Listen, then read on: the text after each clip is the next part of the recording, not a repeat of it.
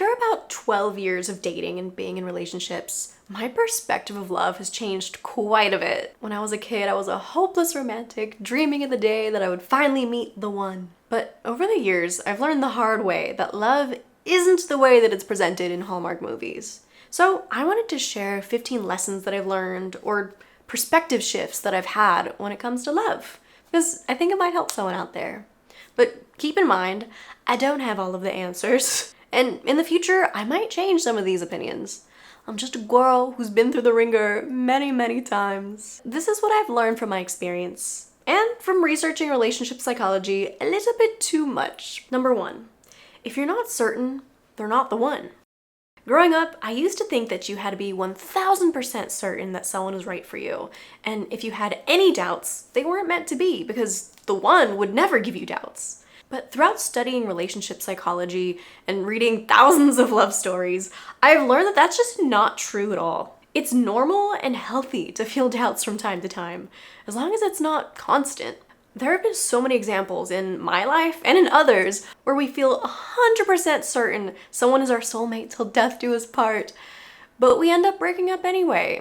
And so many couples who have a healthy level of questioning the person they're dating, but they end up in a happy marriage for decades. So being 100% certain doesn't actually guarantee that that person is the right person for you. And feeling uncertain sometimes doesn't necessarily mean that they're not the one. Speaking of the one, that leads us to point number 2.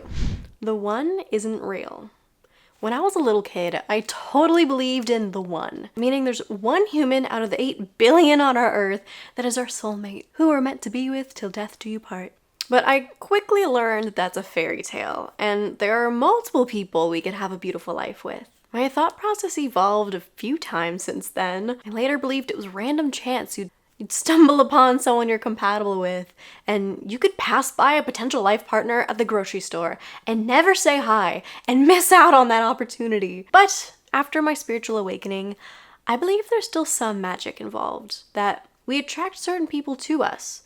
And so if you set the intention on manifesting a partner with certain qualities, the universe will conspire to bring you two together in divine timing. And that there are multiple people you could potentially have a successful, happy partnership with, but not one predetermined soulmate. Number 3, choosing someone makes them the right person for you. I've always had a crippling fear of choosing the wrong partner to commit to. When getting to know someone who's 90% perfect, I'd ask myself if I should just stay single, hoping that maybe someday I'd eventually meet someone even better. Someone that I wouldn't have any questions or doubts about. But I've learned that stems from avoidance. And as discussed before, it's okay to not feel that 1000% certainty about someone. Part of life is accepting that you can never truly know if you're with the absolute best match for you.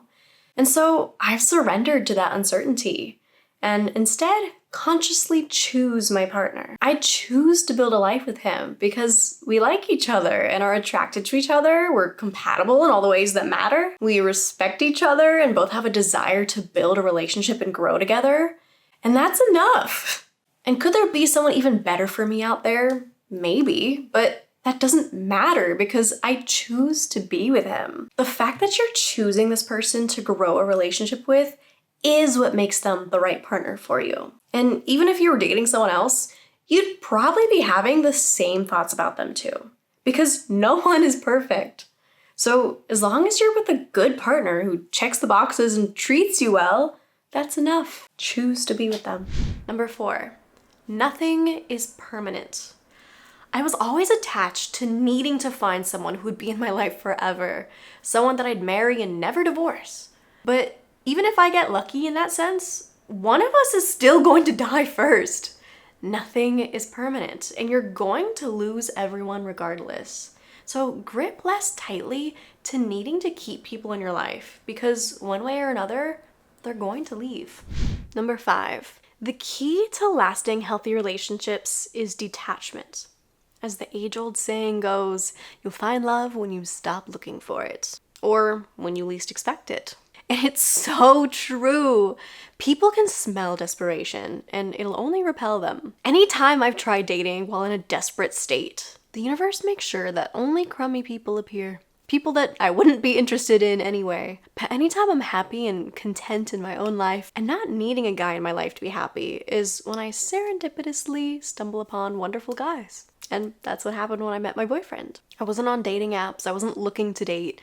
I was just letting the universe bring me someone whenever I would meet them in person. And of course I had my low days and I felt like the potential to meet this person was far off in the distance, but I wasn't in a rush to get there. I had faith that the universe was going to bring him to me whenever it was meant to be.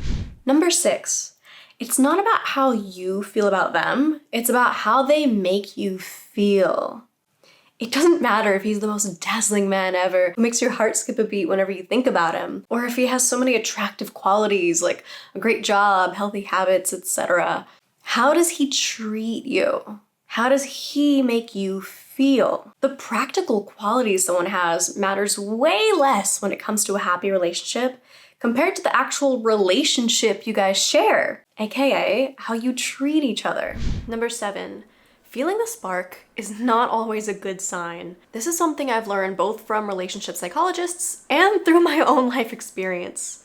Immediate magnetism doesn't mean a relationship will work out in the long term. Slow burn relationships oftentimes work out way better and end up creating happier, lasting relationships. Even many long-term married couples will tell you the first couple dates were just meh, but there was potential, so they kept getting to know each other and gradually fell deeply in love. It's not as exciting or doesn't make a thrilling movie, but oftentimes the intense magnetism and butterflies are actually a form of anxiety or a sign that someone's going to trigger you really badly. So over my dating journey, I've learned to appreciate the value of gradually strengthening connection over time instead of looking for immediate intense attraction. Number 8, rejection is divine protection. If someone doesn't want to be with you, it's for the best. Trust that. You're not losing out on the greatest thing that could ever happen to you. You're being saved from a relationship that would have been bad if you had been in it. Number 9, not everyone likes peaches. Just because someone doesn't want to be with you doesn't mean there's anything wrong with you. You could be the juiciest peach in the world, and there will still always be someone who doesn't like peaches. Number 10, if you want a successful love life, focus on your friendships. Not only is it important to have a foundation of good friendships in your life so that you don't rely on your partner for all of your social needs, but oftentimes the friends you make will invite you places with other friends where you can meet new people and potential love interests. It's exactly how I met my boyfriend at a mutual friend's birthday party. Number 11, I'm complete on my own. I used to feel like I needed a boyfriend to complete me or to save me from my loneliness, but I had to learn that no one will ever save me but me. I don't need to put being in a relationship on a pedestal like if it was the answer to all of my problems. Like, I'll never be depressed again, and I'll just be over the moon happy once I finally get a boyfriend. I had to learn to feel complete on my own before my boyfriend came into my life. He's amazing and brings so much joy into my life. I no longer feel touch-starved, but being with him isn't this ecstasy-inducing thing that fixed all of my life problems. I already learned how to be happy being single and not feel like I was lacking anything. So the transition to being in a relationship actually feels pretty similar to being single, but just with a nice cherry on top. I've heard so many people say that, and I completely called bullshit when I was in the most desperate stages of my life. But once I finally found that happiness within and didn't need a boyfriend to not feel lacking anymore, I realized how true it is that when you get into a relationship, it really does feel very similar to being single when you're happily single, but with that cherry on top. I didn't truly get it until I experienced it. Number 12, not everyone perceives of feelings the same way. Some people take slower to develop feelings or don't feel things as intensely, and that's okay. It doesn't mean they love you any less or their version of love isn't valid. But I really used to think that because I used to be quick to develop feelings very intensely and be obsessed with the person that I was dating, that if my partner didn't feel that same level of obsession, it meant they didn't truly like me. But that's not true at all, and it's not how life works. We're all different, and we all relate to emotions and attachment differently. But that doesn't make their desire to be with you any less genuine. Number 13. I used to think I enjoyed casual hooking up with people just for fun, and I did when it was new and novel, but over time I realized it's cheap and unfulfilling. I learned that the underlying reasons why I do it was because A, I wanted validation that I was desirable, especially after having no game in high school, and B, because sex is an easy form of intimacy, so when you're craving deep connection, it's an easy thing to jump to. But when you don't actually have a real deep emotional intimacy to back it up, it leaves you feeling empty afterwards. Number 14. Lusting after someone isn't a sign that I should pursue them. This is because fearful avoidant people use sex as a means to gain intimacy from people who are emotionally unavailable. The times where I felt the most immense lust towards someone, they were the most emotionally unavailable men I've ever dated. And so lust is actually a way that my subconscious was trying to lure me to gain a version of intimacy from someone who couldn't give it to me in an emotional sense. Number 15, and this is a fun one. Tarot is not accurate. Except sometimes it is, which is what can mess with our mind and even make us addicted to tarot readings. I've come to learn that tarot is a tool that reflects what's going on in your subconscious mind. Sometimes this results in showing you what's going to happen down the line if you continue down the same path, but sometimes it reflects what you think about a lot, or what you hope will come true, or fear will come true, but isn't actually going to. Tarot doesn't predict the future, but sometimes it seems to, since it reflects the energy you're in. Now, I don't think that tarot in and of itself is bad, but it easily can become toxic. If you're constantly doing tarot readings about how your dating life is going to pan out, that stems from an anxious attachment style. It shows you're way too attached to the outcome or to the future, and that often repels what you want. One key to having a healthy relationship is enjoying the present moment instead of constantly trying to figure out what the future holds, like if they're going to be in your life or not. So it's better to be present and embrace the uncertainty, and figure out if your date will actually turn into your boyfriend by actually getting to know them, not doing tarot readings on them. Because tarot, more often than not, is not even accurate.